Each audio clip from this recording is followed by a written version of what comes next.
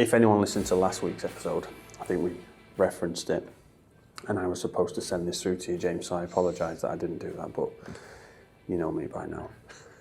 So what I was going to do was talk about fuel consumption, and I've gone into quite a bit of detail, done a bit of a couple of references from papers, scientific and some anecdotal stuff, and then some sort of more pop culture kind of these things you can do to help with fuel consumption. And then I thought, that's boring, everybody does that. Yeah. And I was a little bit unhappy with it, and I put it off.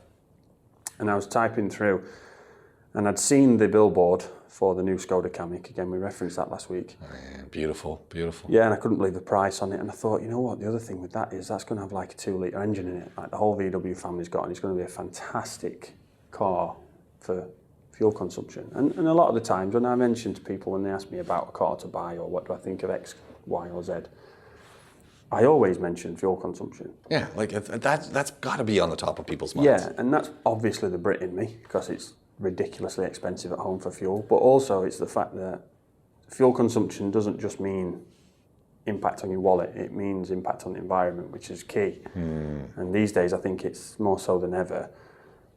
But everybody always comes back to me and says, yeah, but fuel's not expensive here. So it's like, what? That's not the point I'm making. Like, and I feel sort of, why do I have to go on about, no, your emissions are down if you're using less fuel. You're saving the planet. So again, having seen the billboard, we got a visit by Ian, who brought one of his Skoda Fabias in and dropped that one off and took his other away. And we were just chatting away.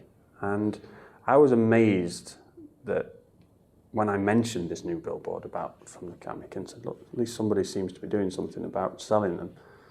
He said to me, having bought 3 over the years, he had never had a single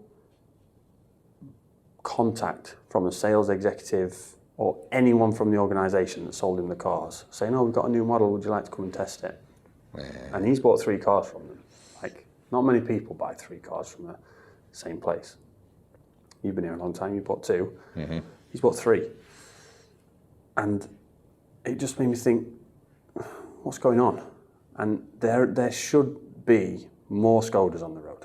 There's a few cars out here that there should be more of them on the road. And the Chinese cars, and I don't know the names well enough, and most people don't know the names well enough with respect, so we'll group them together and everybody knows what we're talking about. But you know, things like the Geelys and the JACs and the JMCs, Cherries and all these things, there are more and more slowly coming on the road because people appreciate the economy of them in terms of buying them initially, and they come with relatively small engines, so they're cheap to run and cheap to maintain. Well, the Skodas are there, but they've got heritage, and they're built by VW. They're a VW product with a different badge, so you're getting all the quality that VW and Audi have been known for. All the engineering. All of the engineering, and often they released their model equivalent of the VW or Audi or Seat last. So you might get the new Fabia, which would be the Polo, come out after the Polo. So you might end up with 6-7 months of testing on the Polo, and the early versions having issues as they're initially sold, and then the Fabia never has those problems. And they're probably 25-30% cheaper. Go figure that one out. And it's crazy. It's the badge. So I'd come up with some points on this, and this applies to most things that you should think about. But for me, there has to be something going wrong. Why are there not more Skodas on the road? Now, the elephant in the room is, well, we're in Dubai, and the UAE as a whole, and it's not quite the right image. I appreciate there's a bit of a dogma with the whole Skoda thing, and you know the old jokes about a skip with wheels and all that stuff. But that's not the case anymore. And when you consider the price of them, the technology on them is European standard. The emission standards on them, European standard. You see trucks going around here bragging about Euro 2, Euro 3. Yeah. Well, these will be Euro 7. These are a completely different ballpark. And then, even if you have a problem with the looks of them, and you can't quite handle having the badge. And I know people that have actually said to me they won't buy a car because of the badge. And when they liked the look of the car, they asked me how much it would be to take the badge off and smooth the panel out. Wow. But anyone with an issue with the looks, go and look at the new Skoda Superb. probably the best name I've ever heard for a car. Yeah. It's an absolutely superb car. It looks the part, it does all the jobs.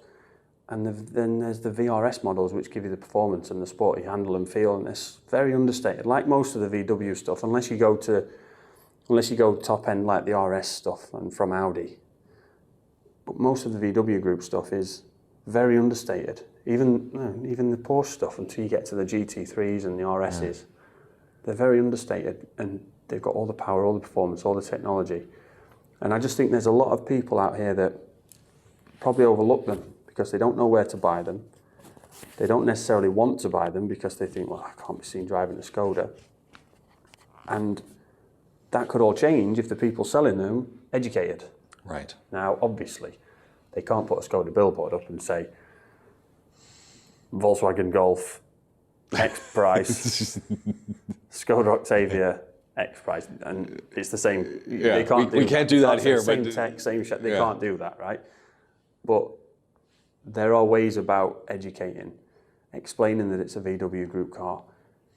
I think that's like one of the number one things. People do not realize that Skodas are really VWs. Yeah, and look, at the end of the day, anyone that's ever listened to any of these knows that I'm a big VW Group sort of mark, and that's always going to be a car that I recommend to anybody. And oftentimes it's heart over head, but most of the time it's a sensible choice.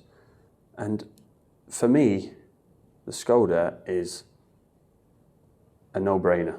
At 70,000 dirhams for on the road, brand new, latest. And we're talking the latest technology. Skodas are spec'd very well. You can guarantee more airbags than most of the current vehicles in that segment. The price will be less. You've got the fact that the servicing's cheap. Your impact on the environment is cheap. They're built in factories in Europe often that have massively more strict regulations on them. So you have a position where you can buy a vehicle from an Asian country which might not have those same strict regulations, or a vehicle from a European country which has strict regulations. So it's less carbon impact on the world when it's being built. It's less carbon impact on the world when it's driven. It's less carbon impact on the world as a service. And they tend to last very, very well. There's nothing that you could do as long as you're servicing them that would say they won't last as long as a Mitsubishi, or they won't last as long as a Geely. So for me, things have to start with educating people about them.